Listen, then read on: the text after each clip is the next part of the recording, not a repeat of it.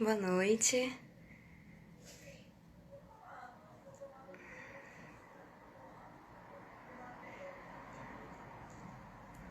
Boa noite a todos, a todas, a todes.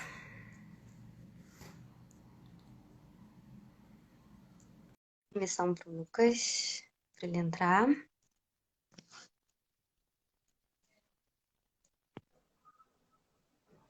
Oi, Lucas, tudo bom? E aí, Martina, tudo bem?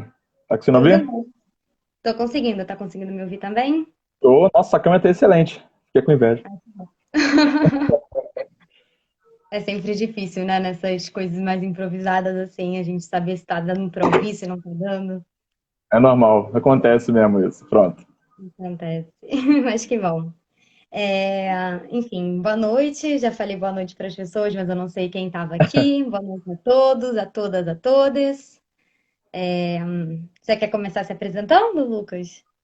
Pode ser, pode ser. Boa noite, gente. Tudo bem também? Meu nome é Lucas, eu sou doutorando de bioética do programa do BPG Bios, que é bioética, ética aplicada e saúde coletiva.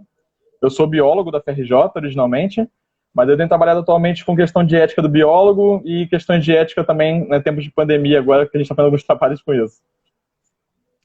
Legal. Bom, eu sou Martina Davidson.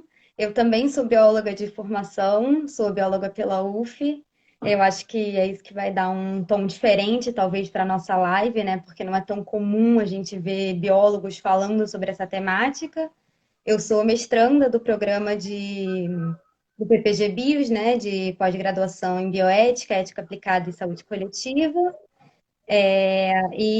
Enfim, trabalho basicamente com a temática de ética ambiental e animal e temática de gênero. E agora eu estou, enfim, me adentrando nesse tema aqui com o Lucas, já que eu tenho bastante também estudo nas áreas de ciências sociais e tudo mais. Então, acho que a gente pode Sim, começar, né? O que você acha? pode ser. Eu acho. Então, a gente puxou esse assunto, na verdade, porque nós dois somos biólogos também, né? E como ela falou, muito biólogo não fala sobre isso. Fora o Átila, porque o Átila agora está em todos os lugares, né? Mas É, os biólogos, o biólogo tem divulgação científica como um dos patamares para a gente trabalhar a questão da ciência, tanto no colégio como professor de ciência, como fora como pesquisador. Então, a gente tratou disso porque eu acho que, como aumentou muito as informações que são ou erradas ou manuseadas, eu acho que cabe a gente ter uma reflexão sobre isso no papel atual da pandemia, que eu acho que escalonou tudo, né? A quarentena meio que escalonou tudo. Então, acho que trazer esse assunto eu achei interessante nesse momento, através do olhar de dois cientistas de biologia também, de ciência, né? uhum, Então, assim, o que a gente pensou não é nada, não é tipo um questionário de o que é certo e o que é errado na pandemia, não, tá, gente? Não é tipo o que tá certo e o que tá errado, porque a gente nem tem para fazer isso toda hora. Mas a gente vai dar abarcar sobre o que é fake news, o que está acontecendo de forma geral e por que isso é prejudicial para a saúde coletiva. Eu acho que a fake news deixou de ser só um problema de informação errada aqui e ali, mas é um problema de saúde. Interfere na vida de muita gente e pode gerar consequências graves, né? Então a gente uhum, puxou esse assunto para trazer para cá. Posso... exatamente. Então, assim, eu queria começar falando o que é fake news, porque fake news todo mundo ouve falar. Tá até agora no Notícias Direto, porque amanhã vai ser colocado no plenário a lei das fake news, né? Hoje vai ser o texto final, amanhã vai para o plenário. Então, as fake news estão sob investigação, as fake news estão no nosso dia a dia. Quem nunca recebeu uma mensagem esquisita no WhatsApp ou no Facebook e não soube dizer se aquilo era verdade ou não era, né? E até virou meme essa quantidade de fake news. Meme também virou um fake news. Então, assim, o que é fake news, né? Então, quando eu pesquisei isso, a gente pesquisou mais isso, fake news é um tema muito amplo. Então, a própria OMS e a ONU não usam mais fake news, porque ela é muito amplo, a ponto de ser tão amplo que não dá para categorizar. Mas, basicamente, é toda informação, ou notícia, ou imagem, que foi ou fabricada, manuseada, para afetar o público. Aquele público não vai ser informado por aquilo, ele vai ser desinformado. Ou seja, não tem interesse de acrescentar informação. Tem interesse de enganar ou mostrar um viés que não é correto.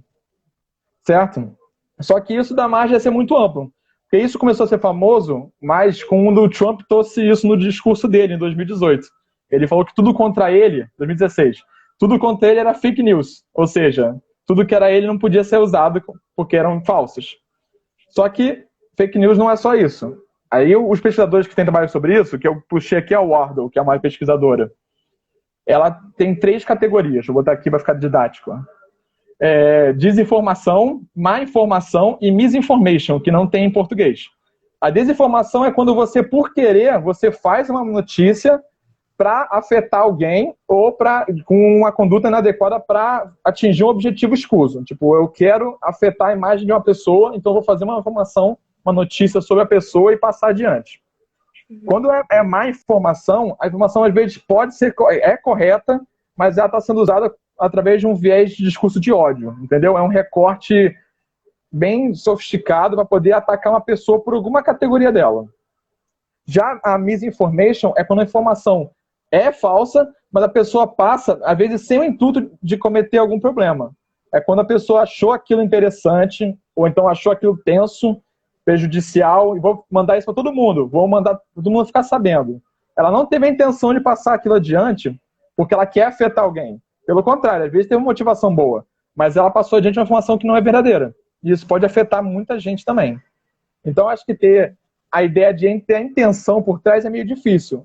Por isso que a gente usa fake news aqui no título, porque eu acho que fica mais didático, apesar de ser amplo, de falar aqui, porque não tem como ter noção da real intenção de alguém a mandar uma notícia nova, né? Uhum. E assim, no contexto Trump, além dele mesmo utilizar e dizer que tudo estava sendo dito sobre ele eram notícias falsas, né, a gente sabe que tinha um grande esquema por detrás, né, articulado com empresas e grandes monopólios da informação que estavam gerando informações complexas, né, que aqui a gente tem grandes fake news famosas que enfim, parecem bastante absurdas para algum público específico, como o caso da mamadeira de piroca, desculpa, a linguagem não tem jeito, durante a eleição do Jair Bolsonaro, mas tem fake news que foram mais sofisticadas, como, por exemplo, a geração de estatísticas falsas para manipulação de voto, e etc., né? E uma coisa que eu gostaria de falar, assim, é que a utilização de notícias falsas, ela sempre existiu, né?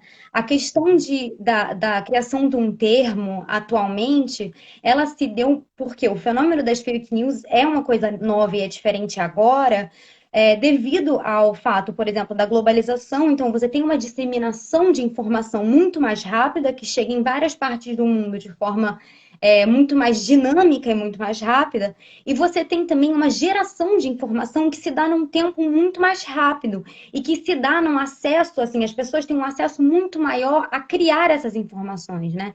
Então você tem uma mudança muito, digamos assim, drástica, né, entre o que se diz, entre as notícias falsas geradas antes da globalização e nesse momento agora pós-globalização. De todas formas, eu separei uma citação de um filósofo de 1921, ou seja, pré-Primeira Guerra Mundial, que já falava sobre as notícias falsas e a capacidade das notícias falsas de mobilizarem as massas. Eu gostaria de ler para vocês, ela é bem curtinha. O nome do filósofo é Mark Bloch. A citação diz o seguinte: as notícias falsas mobilizaram as massas. As notícias falsas, em todas as suas formas, encheram a vida da humanidade. Como nascem? De que elementos extraem sua substância? Como se propagam e crescem? Um erro que se propaga e se amplifica só ganha vida com uma condição: encontrar um caldo de cultivo favorável na sociedade onde se expande.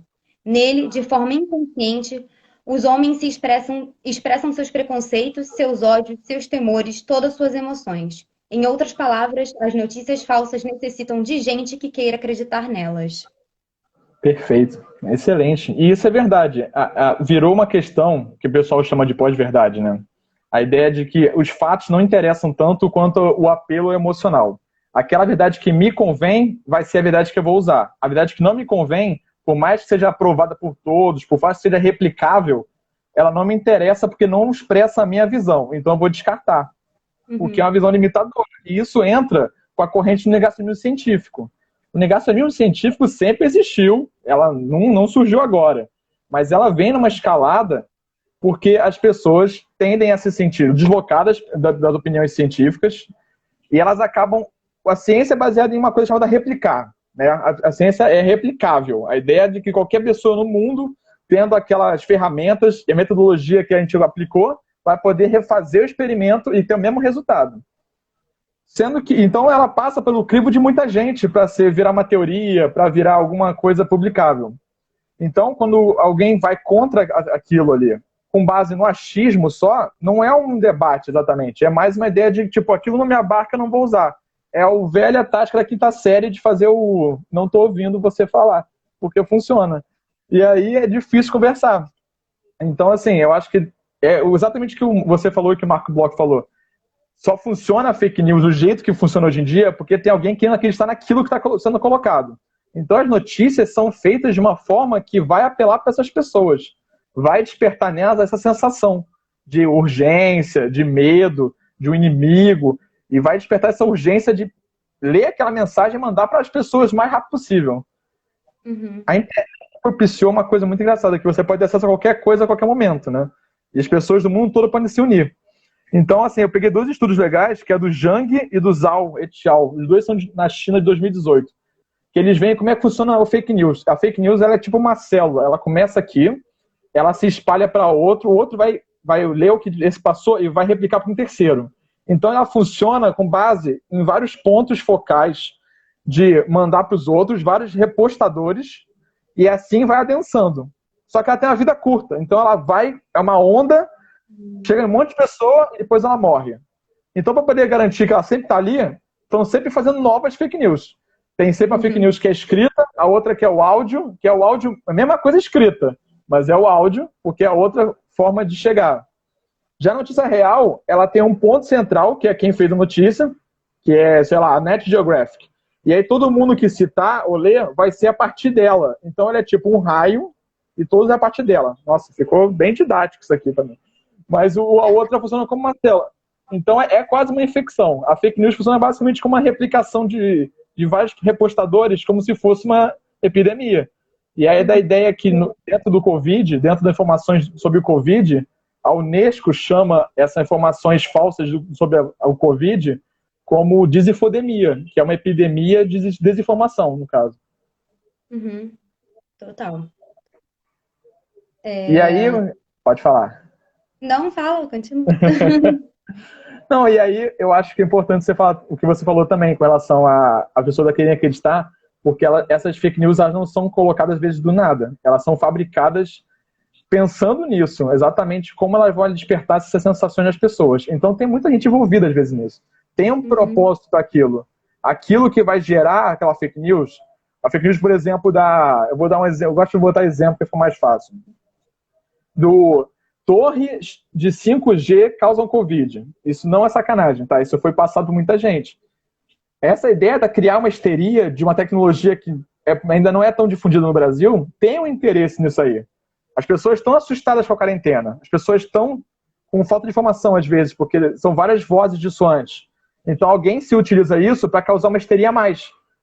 Para provocar para focar esse medo em alguma coisa prática para eles. Entendeu? Uhum. É, bem complicado, né? Existe um objetivo por detrás daquela notícia que está sendo veiculada ali, né?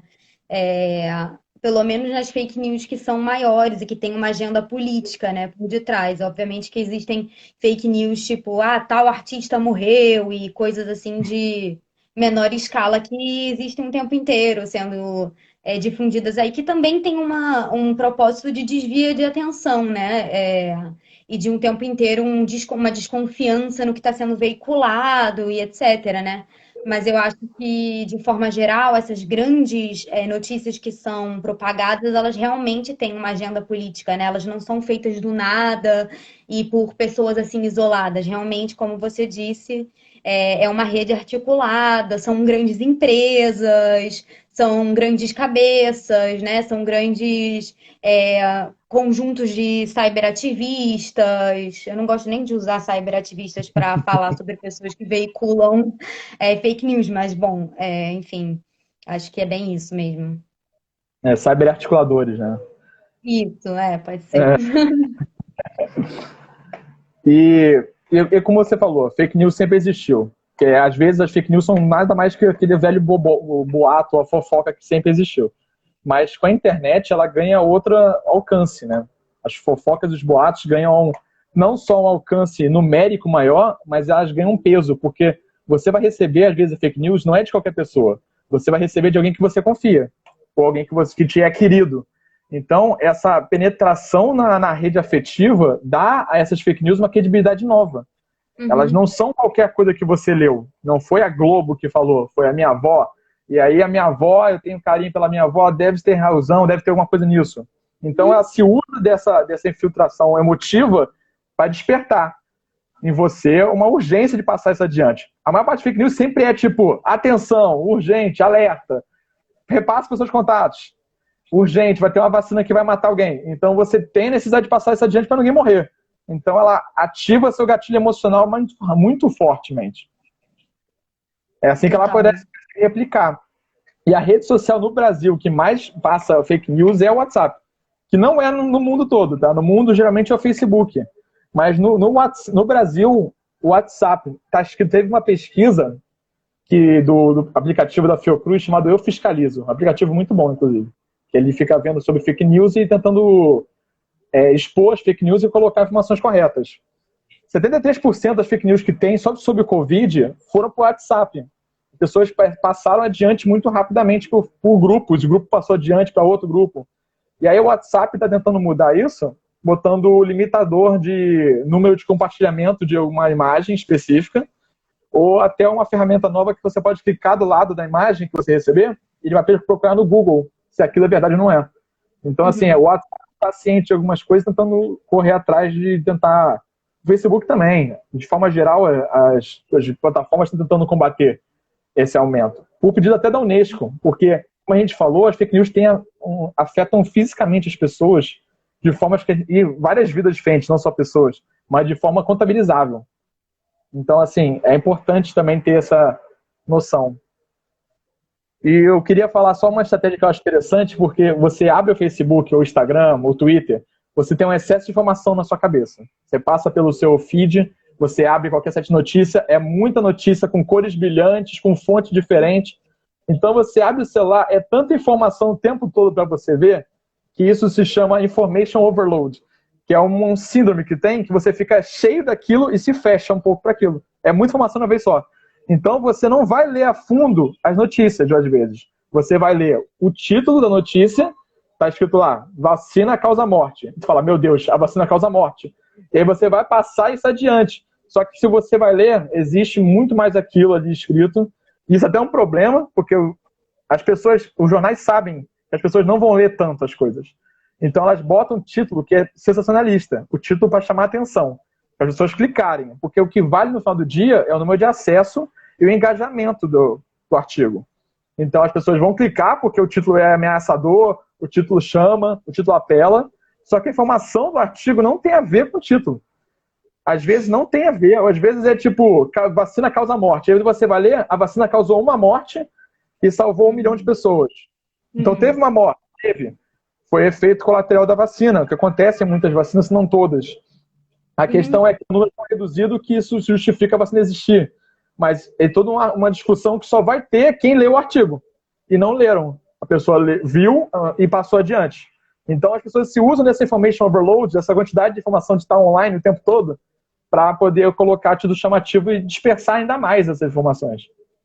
E eu acho que, assim, quanto a isso, né, quanto aos títulos e essa quantidade de informação, eu acho importante falar sobre isso, no caso das fake news também, que a gente falou bastante sobre a pessoa difundir e repassar essas informações dado a um medo, a uma urgência, mas também essa replicação, ela pode acontecer simplesmente porque é, essa fake news, essa notícia, ela pode validar um sentimento da pessoa que não é validado através de fatos científicos. Então, a pessoa, pela primeira vez, se sente acolhida de alguma forma, sente seus sentimentos validados, suas crenças validadas, sejam elas religiosas, morais, éticas, pela primeira vez. E por isso ela veicula aquilo de forma tão voraz e tão rápida, né? Seja lendo, seja não lendo, e vai defender aquilo ali até o final, mesmo que você mostre coisas para ela, comprovando através da ciência de que aquilo ali não é realidade, né? Por isso que a gente fala da pós-verdade, né? E eu acho que isso talvez a essência desse mundo, né? Pautado nas fake news, né? Que é a ideia da utilização desse termo pós-verdade, né? O pós, ele indica justamente a existência de um mundo sem verdades, né? Onde os fatos, eles não importam mais, né? É, e aí, sobre pós-verdade, eu queria também ler uma pequena citação que, enfim, eu acho bastante interessante, por mais que eu tenha colocado essa questão de a verdade não existe mais, essa citação, ela é de alguma forma fala sobre verdade, mas eu acho ela interessante que ela diz assim: as notícias falsas são um componente importante no conceito de pós-verdade, que caracteriza um contexto onde os fatos objetivos têm um menor poder de moldar a opinião pública do que apelos à emoção e a crenças pessoais. E onde qualquer coisa pode se tornar verdade, conforme os interesses dos indivíduos ou grupos que controlam a informação, né? E aí, mais para frente, a gente vai falar, eu não sei em que momento, Lucas, a gente pode falar um pouquinho mais sobre, né, fazer um meia-culpa da comunidade científica, né, de por Pode que fazer essas agora, pessoas inclusive. precisaram dessa validação emocional, né, sobre suas crenças éticas, políticas, e tiveram um rechaço tão grande, né, uma negação tão grande, um afastamento tão grande da ciência, né? Eu acho que é importante a gente fazer essa análise autocrítica, não fazendo assim, a ciência não serve para nada. É óbvio que eu acredito que a ciência serve, é óbvio que eu vou defender os fatos, como o Lucas falou desde o começo, né? A ciência é uma coisa replicável, a ciência, obviamente, ela é negável e é falseável, assim por diante, mas eu acho que é interessante e importante politicamente a gente fazer uma análise racial sobre o que é a comunidade científica, sobre classe, do que é a comunidade científica, do que é a academia,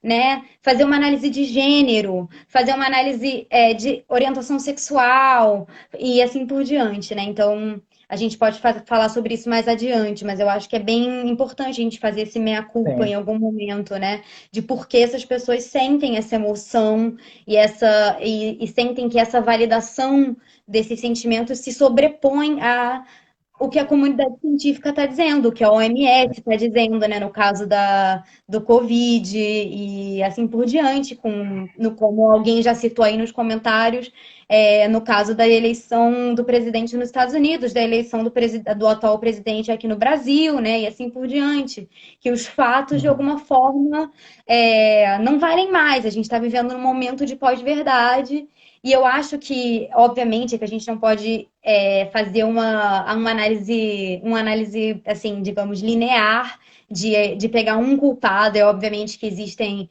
múltiplos culpados e é uma análise muito complexa, mas eu acho que é necessário fazer uma análise através da exclusão de determinados grupos e minorias sociais e como isso acarretou, né,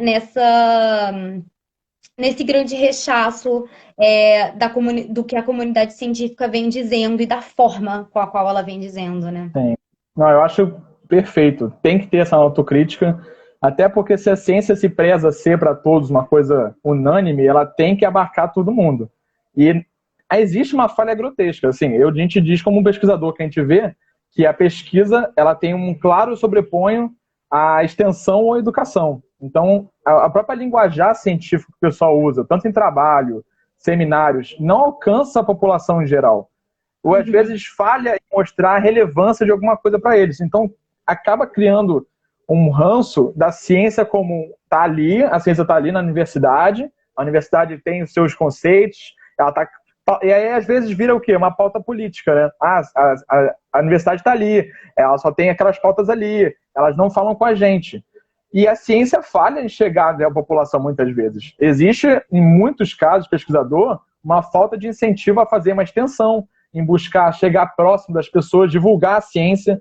A divulgação científica no Brasil é fraca. Não só porque muita gente não tenta, mas os que tentam não têm condição de fazer. A gente vê que não existe tanto apoio para esse tipo de coisa. Existe todo um projeto de sucateamento também. Então existe essa autocrítica, sim, necessário. Quem são as pessoas que fazem ciência hoje em dia? Quem tem condição de fazer ciência? Como é que funciona lá dentro, na academia, as forças? A academia é racista, a academia é misógina, a academia é violenta de todas as formas que a sociedade é. E ela, às vezes, acaba repetindo e reproduzindo aquela violência num local que era para exatamente repensar a estrutura da sociedade e fazer diferente. Então, isso é uma crítica de como é que a gente deixou chegar na Terra plana essa sociedade lucrativa, de ter milhões de pessoas seguindo nela, de ter um documentário Netflix, que é excelente o documentário Netflix que o pessoal botou aqui, para entender como é que funciona isso. São pessoas que têm suas opiniões e visões do mundo não contempladas pela ciência, e, em vez de ser acolhidas pela comunidade científica, são rechaçadas pelo discurso deles. E elas encontram o quê? Essa raiva, apoio em outra pessoa da comunidade da Terra plana. Então elas fazem entre elas uma comunidade de apoio. Então não é essa formação. Tem que ser por trás daquilo, não só informação, mas abarcar que sentimento é esse que a pessoa está tendo e como é que a ciência e a sociedade de forma geral pode trabalhar esse sentimento da pessoa. Que é aquilo que gerou essa ideia da Terra plana. Que hoje em dia ela é bem organizada. O movimento antivacina é muito bem organizado e tem resultados. Você vê que várias doenças retornam, porque não tem... A vacina não chega a algumas pessoas, porque existe essa resistência. Então existe essa autocrítica necessária, não é só reclamar de que está acontecendo isso. Por que está acontecendo isso? A gente tem que pensar em como a gente faz ciência também. E aí, isso é uma forma boa de fazer. E eu acho que para além só dessa questão, né, do jeito que a gente faz, enfim, de quem tem acesso e do jeito que a gente veiculou, também pensar que a ciência ela sempre foi uma construção extremamente ocidentalizada, extremamente branca, extremamente androcêntrica, extremamente cis-heterocentrada, e que a ciência ela sempre barra e sempre barrou formas de pensar diferentes, né? E quando essas pessoas chegam a ter esse acesso, que são pouquíssimas pessoas, através de muita luta, né, que conseguiram chegar ali, lutas sociais, de movimentos sociais, da sociedade civil, políticas e etc. Quando elas conseguem chegar, elas têm também suas epistemologias barradas ali, né? Existem várias formas de fazer ciência. E é muito duro também ver isso, né? Como, na verdade, além de tudo, existe essa questão, né, de ter enfim, essa ciência que também tem uma narrativa quase que única, né, atualmente. Isso é muito duro também. Eu acho que isso também faz parte, e isso é importante a gente falar, por mais que a gente seja crente da ciência, assim, fica até esquisito dizer, mas faz sentido, né? Por mais que a gente seja defensor dos fatos e objetivamente defensor da ciência, porque a gente acredita que ela é importante para a saúde coletiva, para a saúde pública, para a política, para os avanços dos direitos humanos, para os avanços dos direitos raciais, dos direitos de gênero, dos direitos das diferentes orientações sexuais. A gente é a favor da produção científica, mas a gente também é a favor da autocrítica por parte da ciência. A gente é a favor de pensar por que as fake news elas estão sendo tão disseminadas, por que as fake news elas têm tanto espaço dentro de determinados grupos sociais e menos dentro de outros, por que determinadas pessoas buscam validação dentro dessas fake news. E eu acho que isso é sempre importante, a gente fazer essa meia-culpa, sabe? Talvez meia-culpa seja péssimo, porque seja muito judaico-cristão. Mas deu para entender. Não, eu acho que se não tem autocrítica, a ciência é baseada em paradigma. Se você não tem autocrítica desses paradigmas, ele vira um dogma. E aí a ciência virou uma seita mesmo. E aí o crente na ciência virou totalmente história. Então, às vezes, tem que ter autocrítica o tempo todo. E eu acho importante ressaltar que ridicularizar essas pessoas não vai ajudar também. Às vezes, ridicularizar, o cara acredita na Terra plana, é ridículo. Porque é o que você falou, não é só questão de informação, existe uma questão afetiva ali.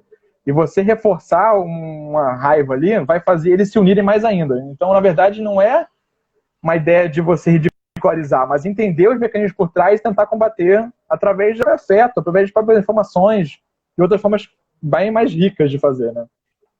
Isso é muito difícil, né? Como dialogar com essas pessoas quando a gente está falando de um momento de pós-verdade, né? É muito difícil a gente encontrar uma solução, porque a gente está falando duas linguagens muito diferentes, né? Então, eu acho que às vezes encontrar uma forma de diálogo é muito difícil também. Nos colocar nesse momento e nessa forma de dialogar é muito difícil. Mas eu concordo que a ridicularização não é a melhor forma. Rir dessas pessoas não é a melhor forma, porque são pessoas que já foram ridicularizadas durante toda a vida delas, provavelmente. Muitas não, né? Se a gente está falando de um cara branco, rico, heterossexual, cis heterossexual, que mora numa cobertura no Leblon, sinto muito, entendeu? Mas se a gente está falando sobre uma pessoa que não teve acessos, que é parte de uma minoria social, realmente, assim, eu acho que a gente deve tentar acessar essa pessoa de alguma forma, eu concordo, assim. Não sei exatamente qual forma ainda, eu fico aberta aí às pessoas que estão ouvindo para sugestões e, enfim, É um debate diálogo. constante também. Mas vamos, a gente pode continuar, Lucas, desculpa, me empolguei Não, aqui né, eu acho excelente. Então a gente chegou no contexto do Covid, né? Tipo, a gente está falando sobre fake news, mas agora no contexto da pandemia. O que está acontecendo? A pandemia é uma situação inédita. Como uma situação inédita de um vírus que a gente não conhece tanto, falta, às vezes, informação de muita coisa. O próprio vírus é muito novo, então a gente conhece muito pouco sobre tudo. Isso deixa margem às pessoas acreditar em informações de vários locais diferentes. Junta isso à histeria de que, poxa, eu já estou isolado, eu estou com medo, a mortalidade está chegando aí. Esse medo vai fazer as pessoas agirem. E o que vai levar elas a agirem são as informações que vão chegar nelas. E aí é um terreno fértil para informações falsas aparecerem e levarem algumas ações bem tensas, sabe? Eu gosto de dar um exemplo de como chegou a isso, foi do papel higiênico, que eu tinha te falado. Que o papel higiênico acabou em vários lugares do mundo. E começou no Japão, começou na China e em Hong Kong a acabar o papel higiênico. Mas como é que começou a acabar o papel higiênico? Começou com o rumor de que a máscara estava acabando, mas o material da máscara era o mesmo papel higiênico e de que, e que as empresas iam fechar e de que não ia ter papel higiênico para todo mundo. Começou um rumor desse em Hong Kong e na China. A questão é que um falou aqui, outro falou ali, alguém comprou todo. Alguém ficou com medo desse rumor e comprou todo. Alguém chegou lá depois, tirou foto do mercado que serva sem papel higiênico, e geralmente papel higiênico tem muito volume. Então, quando você acaba o papel higiênico, fica uma prateleira toda vazia. Então, tirar foto daquilo dá um efeito visual, tipo, olha, acabou. Meu Deus, está começando a acabar tudo. E isso gerou um efeito bola de neve. As pessoas viram aquilo e falaram, nossa, está acabando mesmo. O boato é verdade.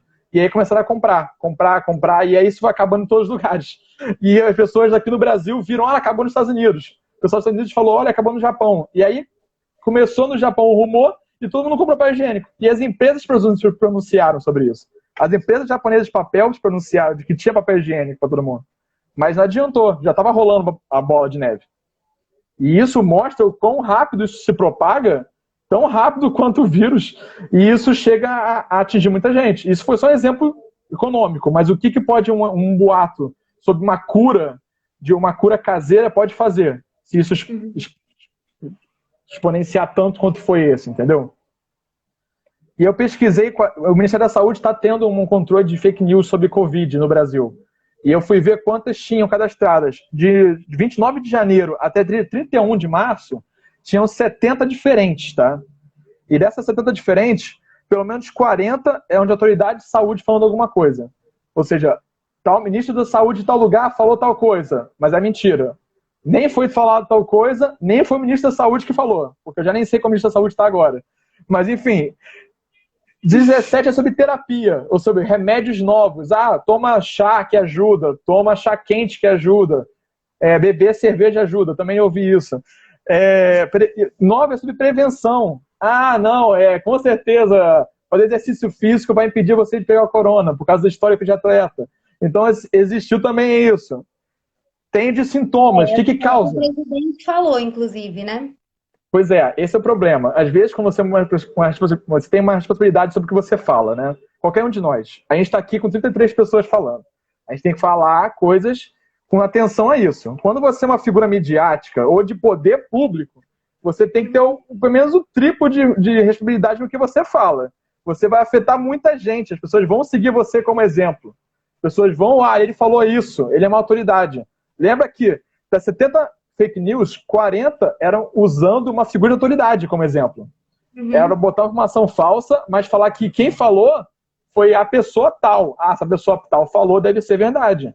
Entendeu? Então, o uso de argumento de autoridade é comum em fake news e é um ponto que tem que se observar. Isso é fácil de ser checado. Dá para checar se a pessoa falou isso ou não também. Mas às vezes é tão urgente que a pessoa não checa. Ela vai passar adiante. Então, assim, responsabilidades à parte é importante. Mas eu acho que outro exemplo legal de falar foi animais domésticos foram abandonados. E muito, não foram poucos. Muitas pessoas abandonou o animal doméstico porque está sem dinheiro e achou que pode jogar ele fora, o que já é problemático por si só. Mas muitos abandonaram porque acharam que eles passavam Covid para eles. Sendo que não existe nenhum indício científico de que animais domésticos transmitam Covid para o humano. Aliás, nem que eles manifestem a doença. Existem casos de gatos que pegaram Covid, mas não tiveram nenhum sintoma, não apresentaram a doença, só tinham vírus em si, e ele foi acabado rapidamente. Não passou adiante nem para outros gatos, nem para os humanos. Então existia ainda esse boato, muita gente largou cachorro e gato, muita ONG está mostrando uma lotação de animais abandonados por conta de fake news. Então, os boatos até onde pode chegar, porque vai ter um impacto na vida de alguém ou de algum ser. E isso é importante levar em consideração. O que você passa adiante? Quando você passar uma coisa adiante, você pode pensar o que isso pode fazer. Isso afeta alguém diretamente? Isso afeta alguma coisa? Isso é tão importante? De onde eu vi isso? Claro que é muito complicado para essa informação e até quem vai conseguir ter tempo para ler isso, mas é uma ponto para a gente conversar também, né? Eu acho que outro caso também que é importante de mencionar é todo o caso de racismo com pessoas provenientes da China, e não só da China, mas também de outros países da região oriental, porque, enfim, as pessoas são muito racistas mesmo, então tendem a ver todas as pessoas de diferentes nacionalidades daquela região como de uma nacionalidade só, e como essas pessoas tiveram atitudes extremamente racistas diante dessa pandemia, né? Inclusive chegando a extremos, como nos Estados Unidos, que foram reportados por grandes jornais, de que os estabelecimentos de comércio dessas pessoas, como supermercados, chineses, tailandeses, japoneses, estavam totalmente estocados, mas não conseguiam vender seus produtos porque as pessoas estavam boicotando propositalmente porque estavam acreditando que aquelas pessoas ali estavam disseminando a doença para as pessoas, que aquelas pessoas ali estavam propositalmente disseminando a doença, né? Porque teve também todo o boato de que o vírus era uma criação, uma arma biológica por parte da China, né?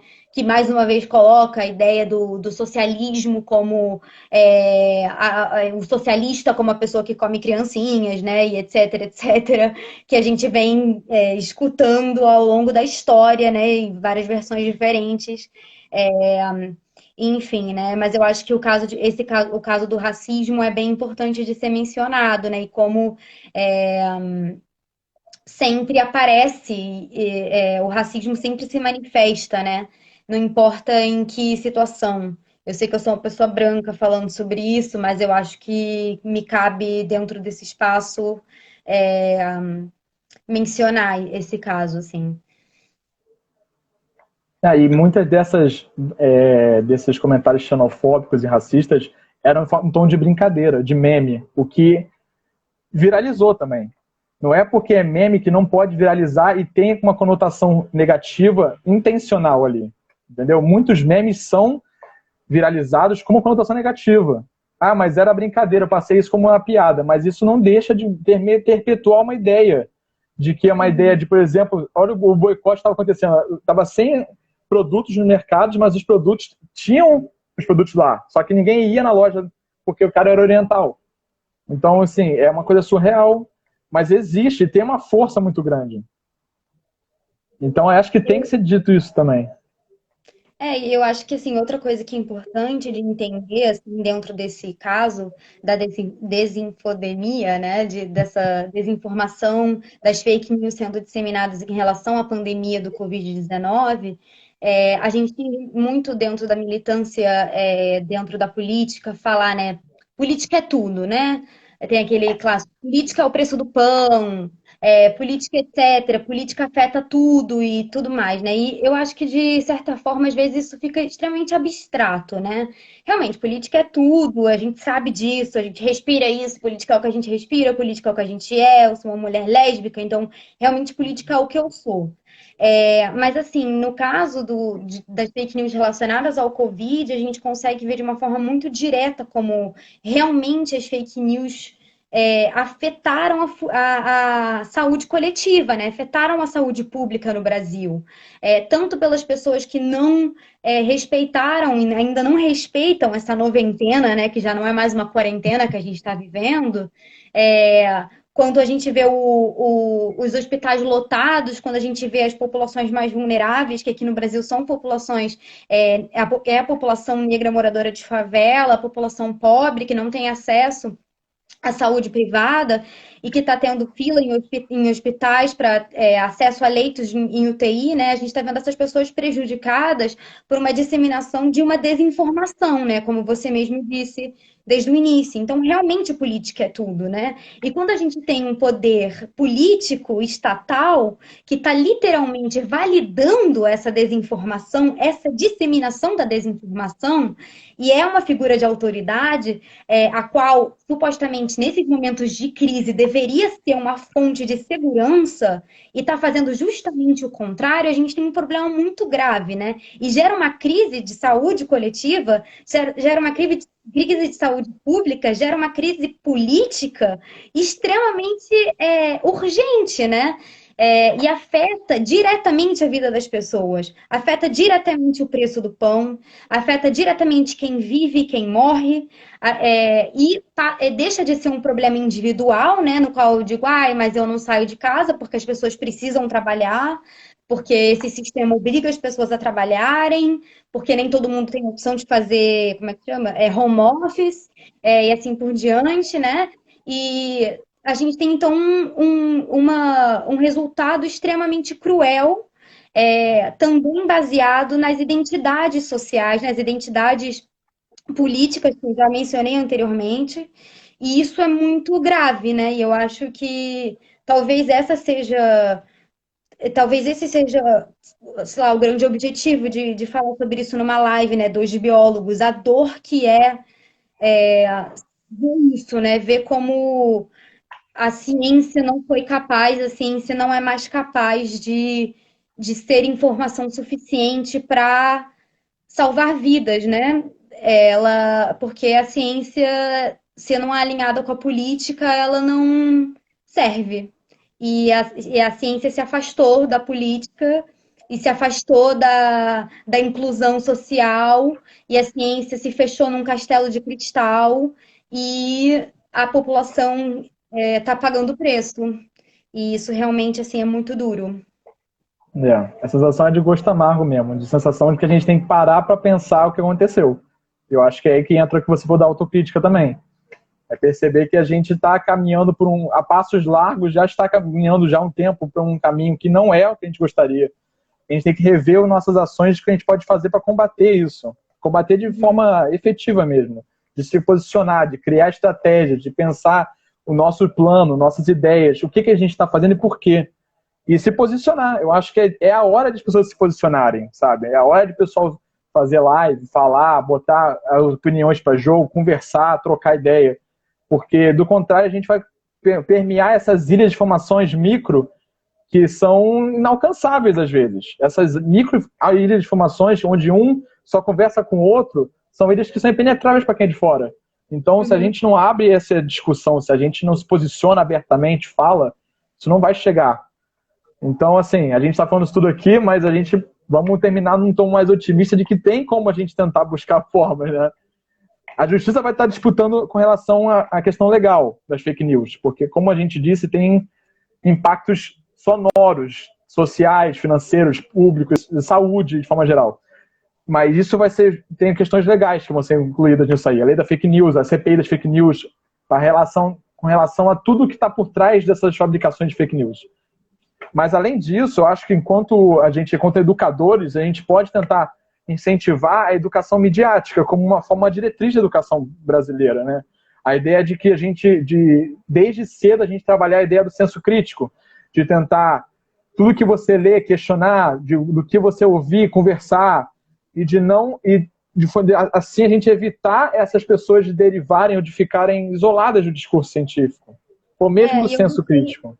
eu gostei bastante desse último comentário da Lê Lima, né, que ela coloca, né, do debate constante, né, do passo da desconstrução da linguagem, né, da utilização de uma linguagem acessível, né, de uma linguagem de veículos de massa, que tem uma linguagem mais simples, que, enfim, as pessoas consigam ter acesso de alguma forma, enfim, de uma linguagem menos erudita mesmo, que a gente tende a ficar falando filosofês ou cientificeis, ou sei lá como é que, que linguagem é essa, chata, que, enfim. E eu acho que isso realmente é uma boa forma, como você falou, né, de uma educação midiática que tem uma linguagem diferente.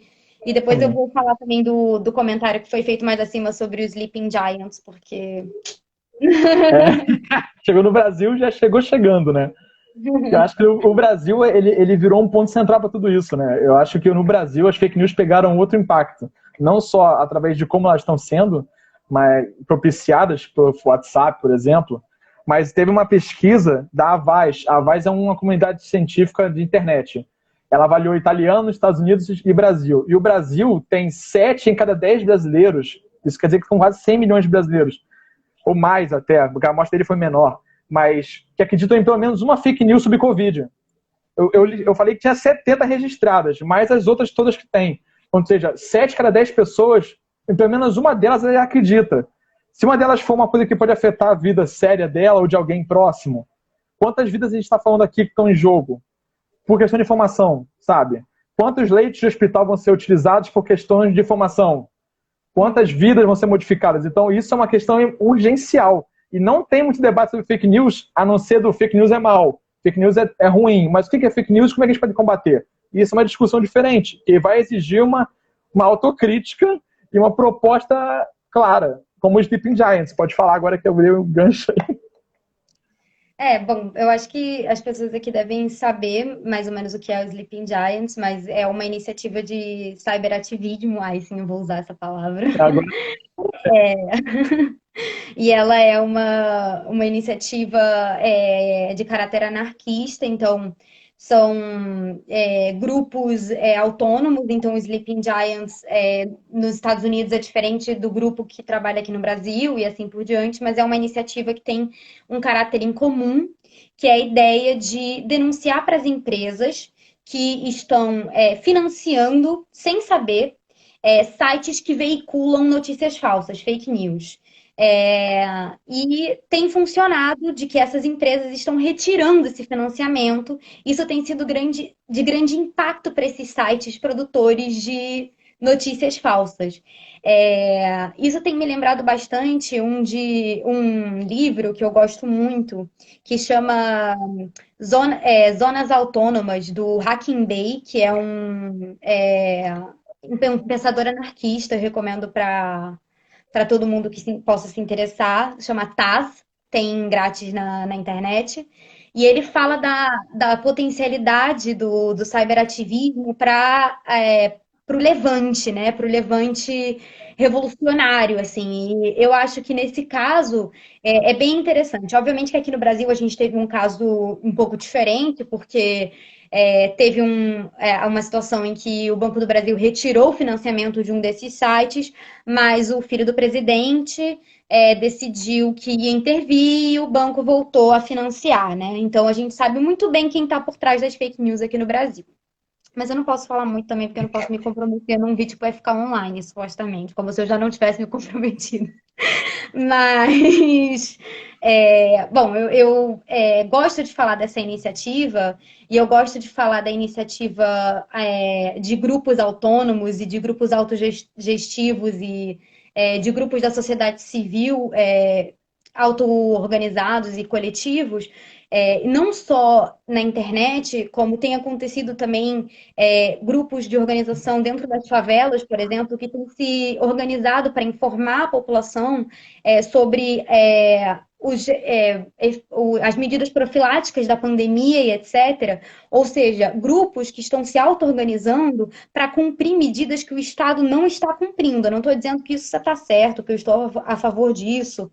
Afinal, realmente são obrigações estatais que deveriam estar acontecendo. Mas é mais para destacar assim, o poder da auto-organização dentro de uma crise política muito forte que a gente está vivendo, que é uma crise da democracia representativa, ao meu ver. Né? Mas é minha visão muito enviesada anticapitalista, como você sabe, Lucas. Mas assim, eu acho que realmente para a gente terminar num pé um pouquinho mais positivo, sei lá, ou otimista. Tá num tom assim.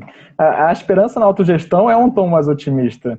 Mas eu acho que esse investimento na educação midiática, na conversa, eu acho que é um caminho também que ajuda bastante. Essas redes que você falou de autogestão, de comunidade, elas usam dessa linguagem acessível, elas usam de representação para falar com as pessoas. A gente tem que se espelhar neles para tentar fazer na comunidade científica uma coisa assim também. Existem vários sites que fazem fake news. A Fiocruz é um exemplo, o site da saúde é um exemplo. Mas quando você entra Covid no Google, é tanta informação junta que você fica meio confuso, é muita coisa. É muita informação do jeito que é apresentado. Então, a forma como você é apresentado as informações, às vezes é mais importante do que o que você está dizendo. Você pode falar uma coisa corretíssima, mas do jeito que você fala, ninguém vai entender, ou vai entender uma coisa diferente. E isso, as fake news estão fazendo certo. Elas estão pegando uma linguagem que elas sabem que o público vai entender. Então, a gente tem que destrinchar como é que funciona isso melhor para usar esses mecanismos para tentar aumentar o alcance das informações que são corretas. Ou de propor ao público essa autoemancipação de poder repensar, de poder checar a fonte, de poder ler o que puder ler, repensar antes de mandar adiante tão rápido. São formas de combater que cada um pode fazer. E eu acho que se tem uma coisa que também a gente pode aprender em tudo isso, né, que essas notícias, essas fake news, elas são extremamente dinâmicas também, dado ao formato delas, que é extremamente variado, né? Você tem áudios, você tem vídeos, você tem notícias tipo de 3 linhas na internet, você tem posts no Facebook com uma foto, você tem memes, etc, né?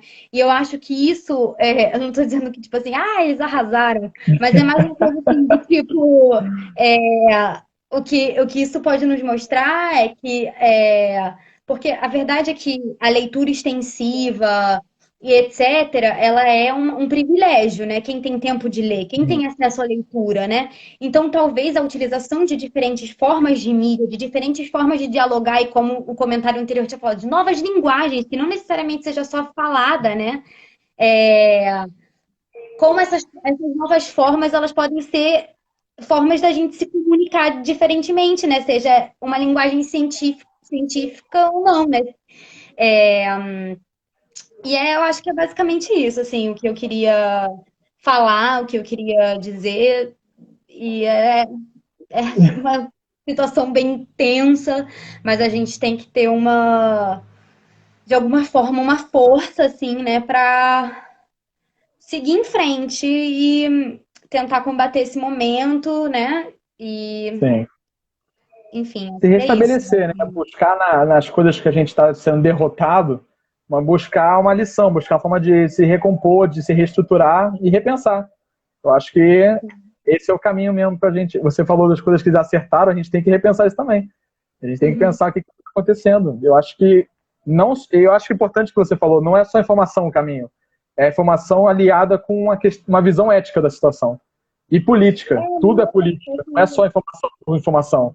Não é só você botar na cada pessoa o dado. É como você vai apresentar isso, é o que está por trás disso, é a situação ética envolvida. É muito mais do que só você botar um gráfico. E não é só o que sai nos grandes jornais, né? Porque eu acho que, tipo, as pessoas falam das pessoas que difundem as notícias falsas, né? Ah, mas essas pessoas não acreditam no Jornal o Globo, essas pessoas não acreditam nos grandes jornais. E realmente, assim, é muito complicado quando a gente não acredita nos grandes veículos de informação, porque eles são o que, enfim, a gente tem, né? Mas quem aqui nesse público não duvida do monopólio dos meios de comunicação, sabe? Então também eu acho que isso serve para a gente ter uma reflexão, para a gente conseguir pensar nas potências como a gente já falou, né? Da auto-organização, da coletividade, da potência da população, da potência dos espaços da sociedade civil, de checar nossas fontes, da educação. Enfim, eu acho que é basicamente isso. É, basicamente isso também. Eu gostei muito da oportunidade de falar aqui com você, achei excelente. Eu queria agradecer a todo mundo que ficou com a gente até agora também. Viu? Também Eu queria fico agradecer, muito, muito mesmo. E quero agradecer, dizer boa noite para vocês. Espero que a gente se encontre logo em outra live, em outra oportunidade. E obrigada, Lucas. Adorei também falar com você do seu lado aqui nessa live. foi um prazer, Martina. Obrigado pelo convite, obrigado a todo mundo por assistir. Foi um debate bem legal. Os comentários foram excelentes também. Então é Também importante a gente manter adorei. essa discussão. Obrigado, viu, gente? Obrigada, gente. Boa noite. Tchau, tchau.